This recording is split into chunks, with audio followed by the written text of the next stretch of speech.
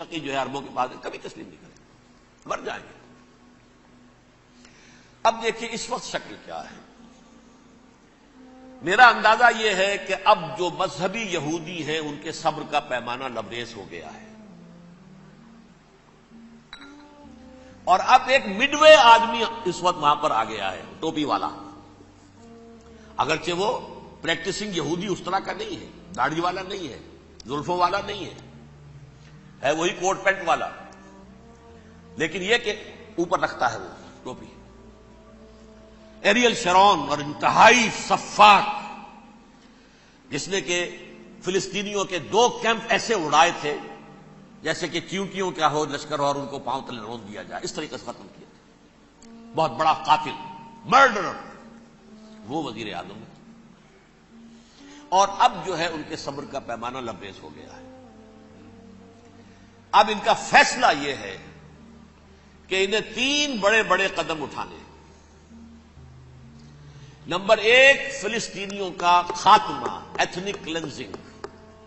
اگر یہ فلسطینی رہتے ہیں یہاں پر تو اگر 10 ہم ان کے ماریں گے تو 2-3 یہ ہمارے مار دیں گے۔ تو اسرائیلی کی جان تو بہت قیمتی ہے، یہ تو خیر 1000 بھی مر جائیں تو کوئی بات نہیں، یہ تو کیڑے مکوڑے ہیں، جنٹائلز ہیں، گوئمز ہیں، یہودی وہ مر گئے، لہذا ان کا ٹنٹا مکاؤ، اب ان کو ختم کرو۔ وہ اشتہار شاید آپ کے نظروں سے گزرا ہوگا جس میں میں نے یہ الفاظ لکھے ہیں کہ بوسنیا کی ایتھنک کلینزنگ جو ہے ماند پڑ جائے گی، اور جو کچھ ایتھنک کلینزنگ ہوئی تھی 500 برس قبل ہسپانیہ میں، اس کا نقشہ آپ دیکھیں گے دنیا میں۔ اس وقت کیا ہوا تھا؟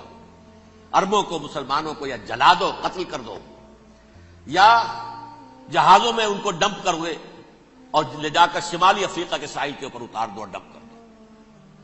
ایک بچہ بھی نہیں رہنے دیا تھا ہسپانیہ میں۔ 1492 میں سقوط غرناطہ ہوا ہے، اور اس کے بعد 10 سال کے اندر اندر ایک ایک بچہ مسلمانوں کا ختم کر دیا۔ یہ ہے فیصلہ ان کا۔ اب بہت بڑا قدم وہ اٹھانے پر مجبور ہے۔ کب تک آپ رہیں گے؟ ہمارے لوگ مارتے ہیں، 16 نوجوان ہمارے مار دیے، لیکن آج گھر تھا اس میں ایک چلا گیا فلسطینی، بم اپنے جسم سے باندھ کر وہاں اڑا دیا، خود بھی اڑ گیا، 16 ان کے نوجوان اڑ گئے۔ لہذا یہ چیز ان کے لیے ناقابل برداشت ہے، ان کے صبر کا پیمانہ اب لبریز ہو رہا ہے۔ نمبر 2، انہیں بہرحال اب یہ کرنا ہے کہ مسجد اقصی کو گرائیں، قبۃ الصخرہ کو گرائیں اور ٹیمپل بنائیں۔ یہ انتفاضہ جو اب شروع ہوا 1 سال پہلے سے، یہ شیرون نے دورہ کیا تھا، مسجد اقصی میں گیا تھا، اور اس نے 3rd ٹیمپل کی تعمیر کے لیے ایک پتھر جو ہے بنیاد کا پتھر رکھنے کا ارادہ ظاہر کیا تھا، جس پر فلسطینی نوجوان اٹھے وہ اینٹیں لے کر اور روڑے لے کر، اور اس وقت سے یہ سلسلہ چل رہا ہے۔ کتنے مارے جا چکے ہیں فلسطینی، لیکن کچھ نہ کچھ یہودی بھی مرے، اسرائیلی بھی مرے، اور جیسا کہ میں نے عرض کیا اب ان کے صبر کا پیمانہ لبریز ہو گیا۔ انف از انف۔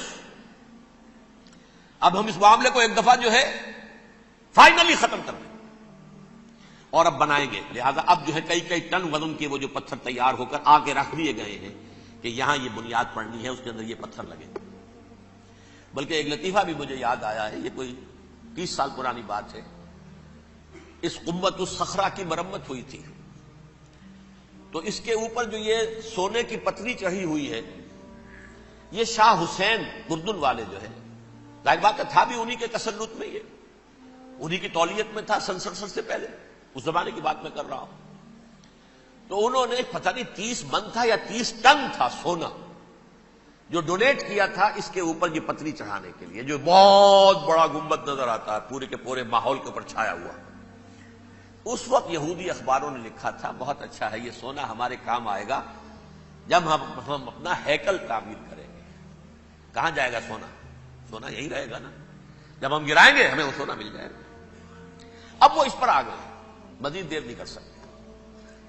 تو آپ نوٹ کیجئے، number 1، ethnic cleansing of Palestinians in Israel. Number 2, demolition of the Aqsa mosques and the Qubbat al-Sakhra. Number 3, امریکہ کو الٹیمیٹم، تم اب اپنے ٹانگ درمیان میں مت اڑاؤ، اور اس کے لیے دھمکی۔ اگر تم نے ہمارے معاملے میں رکاوٹ ڈالی تمہاری اینٹ سے اینٹ بجا دیں گے. نیتن یاہو نے یہ کہا تھا میں واشنگٹن میں آگ لگا دوں گا. یہ انہوں نے امریکہ میں عظیم ترین دہشت گردی کر کے امریکہ کی ایڈمنسٹریشن کو، انتظامیہ کو یہ دھمکی دے دی ہے کہ باز آ جاؤ. چنانچہ میں یہ بات کہہ کے پرسوں جمعے میں اپنی مسجد دارالسلام سے نکلا. شام کو، اسی شام کو میں نے ایریل شیرون کی تقریر سن لی ٹی وی پر. It is not acceptable. Don't appease the Arabs at our expense. We are not going to become Czechoslovakia. We have to depend on ourselves only and rely on ourselves only. کیا مطلب ہے اس کا؟ کس کو سنا رہا ہے؟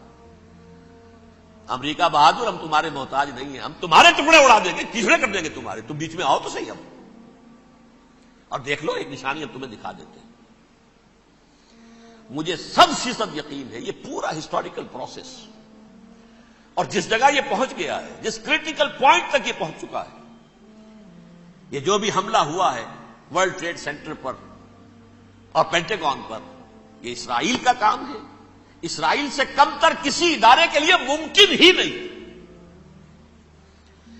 اس لیے کہ اسرائیل کے ایجنٹ امریکہ کے پورے نظام کے اندر جو ہے گھسے ہوئے موجود ہیں، ہر جگہ موجود ہیں.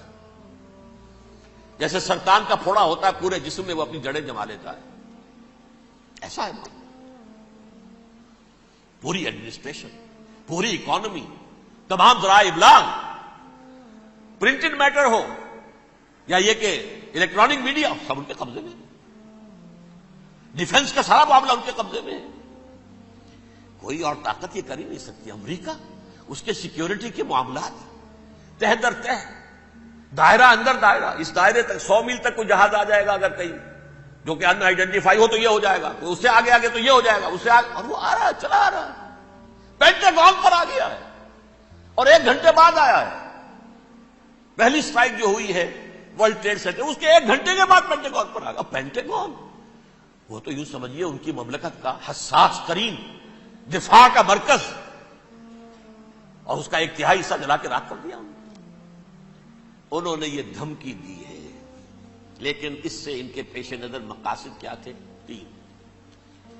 اس دہشت گردی کے 3 مقاصد. فوراً اس کا رخ موڑ دینا اسامہ اور اس کی القاعدہ کی طرف. امریکہ غصے میں لال بھبوکا ہو کر فوراً اقدام کرے، اور ایک طرف تو اسامہ اور ان کے ساتھ طالبان کا ٹنٹا مکا دے، اور دوسری طرف چونکہ پاکستان الائی ہے اور پاکستان کے عوام جو ہیں وہ طالبان کے ہمدرد ہیں، وہ اگر اٹھے تو ان کا بھی بیڑا کرتا. ایک تیر سے 2 شکار تو ادھر ہو جائیں، جو مستقبل میں انہیں خطرہ ہے. 1967 کی جنگ کے بعد جبکہ انہوں نے فتح کا جشن منایا تھا یہودیوں نے، تو انہوں نے پیرس میں جو ایک جشن منایا ہے، وہاں بن گوریون کی تقریر یہ تھی، ہمیں کسی عرب ملک سے کوئی خطرہ نہیں، کوئی اندیشہ نہیں، ہمیں اندیشہ اگر ہے تو صرف پاکستان سے. یہ ہے وہ بات جو میں نے کہی تھی. نکتہ کیا ہے؟ یہ سائملٹینیسلی کیوں وجود میں آئے ہیں یہ 2 ملک؟ مشیت ایس ڈی میں پاکستان کا رول یہ ہے. حدیث میں آتا ہے ما انزل اللہ من دائن الا انزل لہ دوان. اللہ نے کوئی بیماری ایسی نہیں اتاری جس کا کہ توڑ اور دوا پیدا نہ کی. اسرائیل کا توڑ پہلے پیدا کیا. جیسے بچے کی ولادت بعد میں ہوتی ہے، ماں کی چھاتیوں میں دودھ پہلے پیدا ہو جاتا ہے. یہ اللہ کی فطرت ہے، اللہ کا طریقہ ہے. خطرہ انہیں ہے تو ہم سے ہے. اگر کوئی خطر مجھ کو تو اس امت سے ہے. اس کی خاکستر میں ہے اب تک شرار آرزو. یہاں کے عوام، حکومت تو ٹھیک ہے ہماری جیب میں آ گئی، عوام کے اندر ہے، یہ بھڑک سکتی ہے چنگاری. یہی وجہ ہے بار بار ان کا کہ ہم زیادہ دباؤ نہیں ڈالنا چاہتے پاکستان پر. ہمارا بہت بڑا الائی ہے، ہم بہت پیسے بھی دے دیں گے، یہ بھی کر دیں گے، وہ بھی کر دیں گے، لیکن ہم زیادہ دباؤ نہیں ڈالنا چاہتے. ڈیسٹیبلائز نہ ہو جائے، یہاں کے عوام کہیں کھڑے نہ ہو جائے. لہذا حملہ یہاں سے نہیں، وہ ازبکستان سے کرانے کی باتیں ہو رہی. اندر خانے پوری سپورٹ ہے، لیکن یہ کم سے کم ظاہر نہیں ہونے دیں گے کہ کیا کچھ ہو رہا ہے، تاکہ یہاں کے عوام کے اندر وہ چنگاری جو ہے اس بارود کے اندر پڑ گئی تو یہ سادہ ڈیسٹیبلائز ہو جائے. لیکن ڈیسٹیبلائز ہونے میں جہاں اس کا خطرہ ہے کہ پرویز مشرف کی حکومت ختم ہو جائے، وہاں اس کا بھی خطرہ ہے کہ پاکستان ختم ہو جائے۔ ڈی اسٹیبلائز ہونے کا مطلب کیا ہے؟ بھارت کو واک اوور دے سکتے، جاؤ اب گھس جاؤ، پولیس ایکشن کرو، یہاں اب امن نہیں رہا ہے، ہم امن قائم کرنے آ جائیں، یا یونائٹڈ نیشنز کی فوجی KFOR آ جائے یہاں پر امن قائم کرنے کے لیے، اور ہماری جو ایٹمی صلاحیت ہے وہ تو ویسے ہی برباد ہو جائے۔ ایک چیز تو ان کے پیش نظر یہ تھی، اس میں تو اللہ تعالیٰ نے کچھ تھوڑی سی عافیت پیدا کر دی ہے۔ ان کا خیال تھا کہ غصے میں آگ ببوکا ہو کر امریکہ جو ہے بھوکے شیر کی طرح ٹوٹ پڑے گا بس، لیکن وہاں وہ اپنے باپ کی طرح کولیشن بنانے کی فکر ہو گئی اسے۔ کولیشن بنتے بنتے تو وقت لگتا ہے، بستی بسنا کھیل نہیں، بستے بستے بستی ہے۔ دل کا اجڑنا سہل صحیح، بسنا سہل نہیں ظالم، بستی بسنا کھیل نہیں، بستے بستے بستی۔ کولیشن بناتے بناتے نیٹو بھی پھدکنے لگا تھا کہ ہمارے پاس انہوں نے کچھ ثبوت دیے ہی نہیں ابھی تک، کوئی کسی نے کچھ اور کہا، سعودی عرب نے بھی کہہ دیا ہمارے اڈوں سے آپ جہاز اڑا کر حملہ نہیں کریں گے وغیرہ وغیرہ۔ اس چکر میں ایک تو وقت نکل گیا، اور دوسرے فوراً ہی ان پر آیا ہو گیا یہ تو ہمارے ساتھ کیا ہی اسرائیل نے ہے۔